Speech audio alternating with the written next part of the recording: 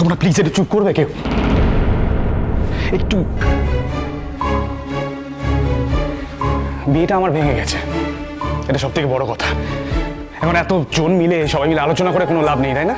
লাভ লাভ নেই মানে? আমি তো ওদের নামে থানায় ডায়েরি করব। কি ভেবেছে ওরা? হ্যাঁ, মেয়ে মানুষ বলে ছাড় পেয়ে যাবে? না না সৌরভ, সব ক্ষেত্রে এটা হয় না। আমার অনেক লয়ার বন্ধু আছে, আমি তাদের সঙ্গে আলোচনা করে ওদের এগেনস্টে মানহানির মামলা করব, ক্ষতিপূরণ দাবি করব। কি বাবা বাবা করছো? হ্যাঁ, বাবা বলে তুমি আমাকে থামিয়ে দেয়? না সৌরভ না, আমি থামবো না, কিছু তাই না। রাতটা কাটুক, সকালটা হতে দাও, তারপর দেখাচ্ছি আমি। তা কেন জামাইবাবু? আমি বলি কি এক্ষুনি থানায় যাওয়া উচিত। এইমাত্র আমরা ওই বাড়ি থেকে অপমানিত হয়ে ফিরে এলাম, তখনই তো আমাদের থানায় যাওয়া উচিত ছিল। এই যে সৌরভ, সৌরভকে আমি বলেছিলাম কথাটা, তা সৌরভ আমার কথা মানবে কেন?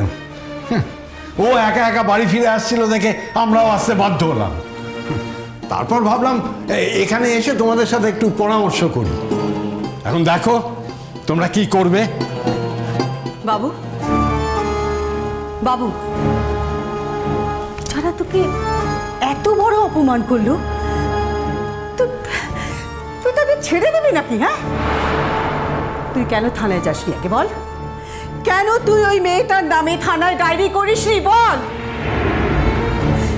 বদমাইশ মেয়ে কোথাকার। এতদিন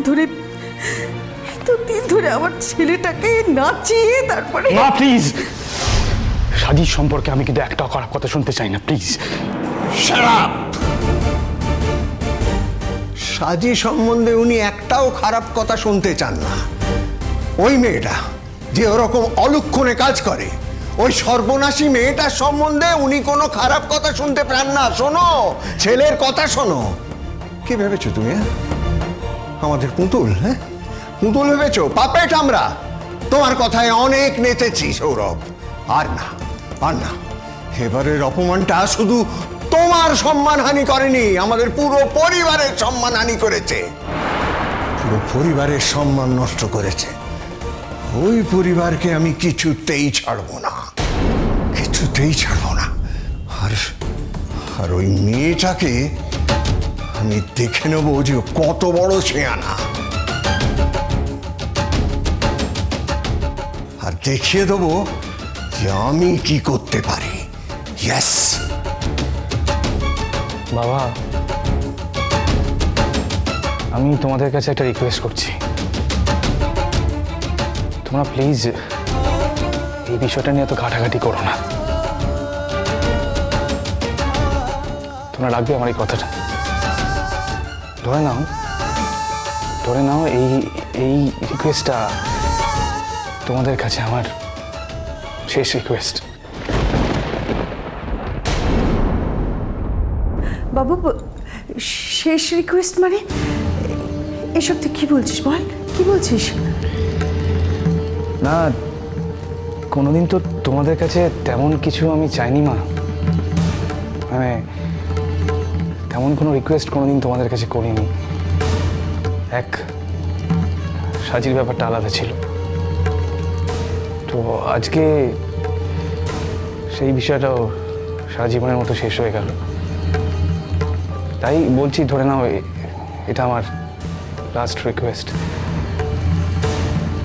সাজিকে নিয়ে আর এরপর থেকে তোমাদের কাছে কোনো কথা বলতে আসবো না। সেই জন্যই বলছি যে থানা, পুলিশ এগুলো করো না, কোনো লাভ নেই।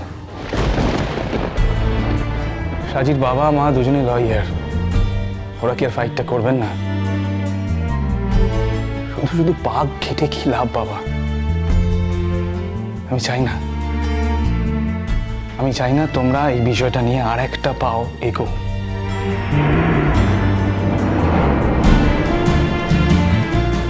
আফটার অল বিয়েটা আমি করতে চেয়েছিলাম, বিয়েটা ভেঙেছ আবার। তাই আমি যতটা অপমানিত বোধ করেছি, তোমরা তার থেকে বেশি অপমানিত বোধ করোনি। সেই জন্যই বলছি যখন আমি বলছি এই ব্যাপারটা নিয়ে গিয়েও না, তার মানে এই কথাটা তোমাদের প্রত্যেকের মাথার মধ্যে রাখা উচিত।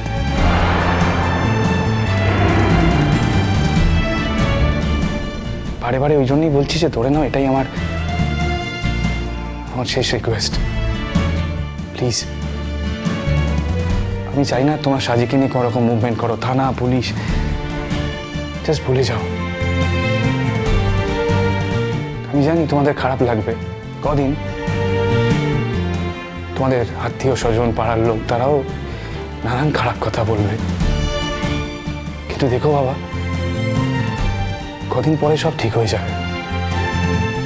কদিন পরে তোমাদের আর কিছু মনেই থাকবে না।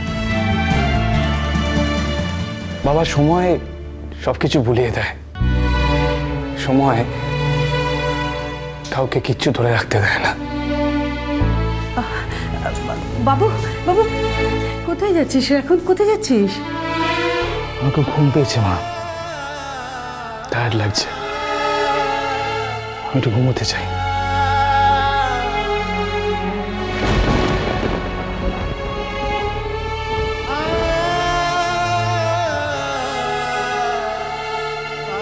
শোনো,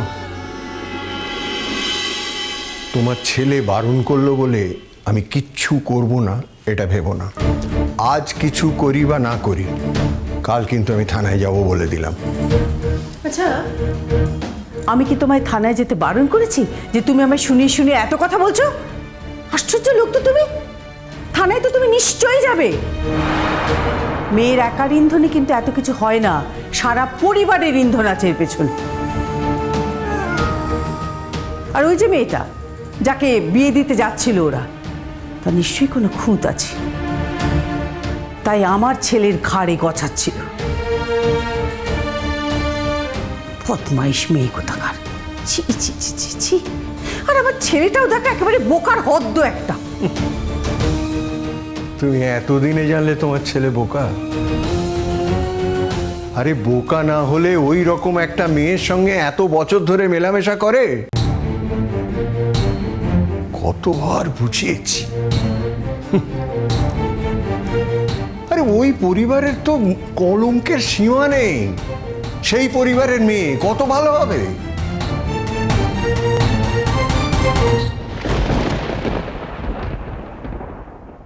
আসতে পারি?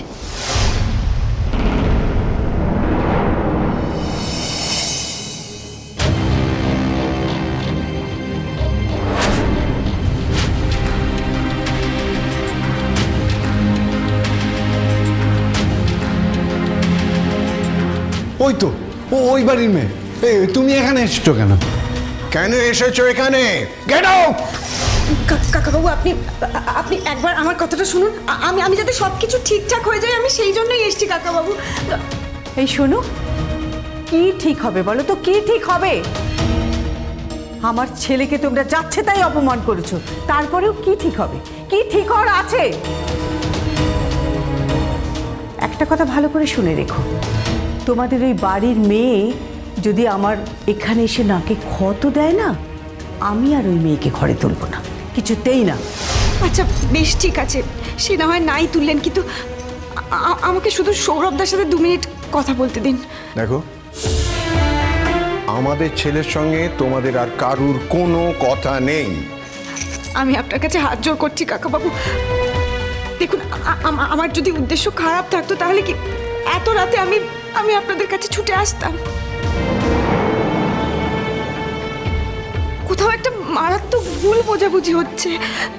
দেখুন, আমরা সবাই তো ওদের ভালো চাই, তাই আমাদের উচিত না ওদের এই ভুল বোঝাবুঝিটা মিটিয়ে দেওয়া।